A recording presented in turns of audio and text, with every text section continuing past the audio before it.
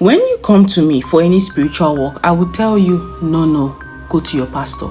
Go to anybody that you hold high on this heavenly race spectrum, if you understand what I mean. I have a lady right now that I could not really wave off her issues because she kept pressing.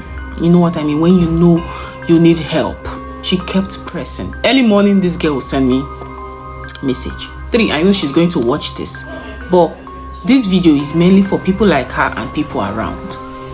I do have encounters before and rarely now due to something I applied in my life recently. Now, I will tell you a story, a brief story on fear. When I left my parents' house at 20 or so thereabout, I was a normal visitor to living in haunted apartments. It was a normal thing for me. So there was this apartment I packed into, I think the 3rd one. I was like, okay, I'm not going to run. I'm going to endure whatever I see here. I think my limit would be maybe death or, the scary, you understand? So one of the days, my mom visited. Now, they had done their cleansing. Some people believed in the local way. Some people believed in this. Me, I held on to my own stand. Naturally, I'm not scared of anything. But sometimes, as a human being, that fear would creep in. And this is what happened this night. My mom visited me. My mom was asleep. And I wanted to have my bath. I woke up around 11. That thing started. Normally, I would wave it. But for the first time, I felt fear, like creeping to me. And you know one thing with fear? Once you just open the door, boom, goosebump, everything, you've welcomed everything.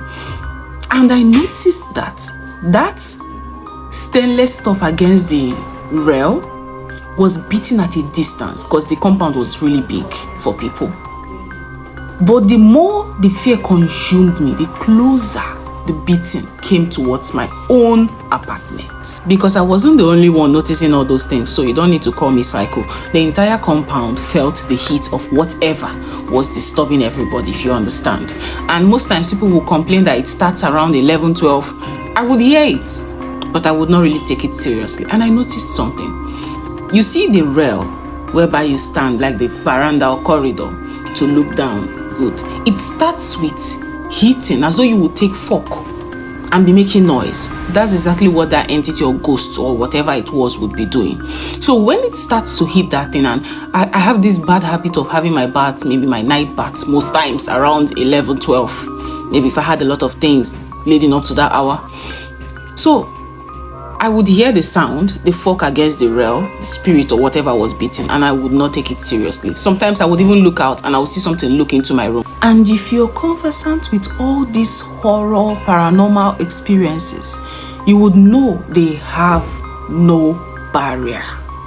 Now, I could feel that thing from a distance. And even when I looked back, not towards my window that was slightly open,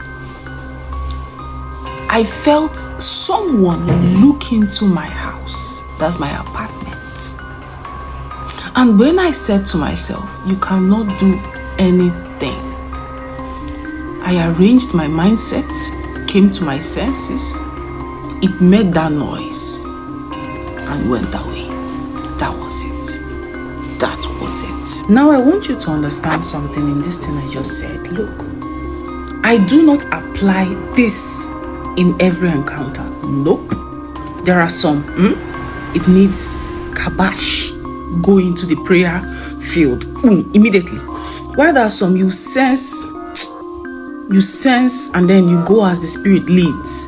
And I could not just wake my mom because I'm like, okay, what is this and that. And there is one thing about that sound. It selects the people that hear it. That's what I noticed. Because some people wake up and they'll be like, they did not hear anything. Some will be like, are you okay? 2 people, a husband and wife would be like in that apartment. A husband and wife would be in the same room.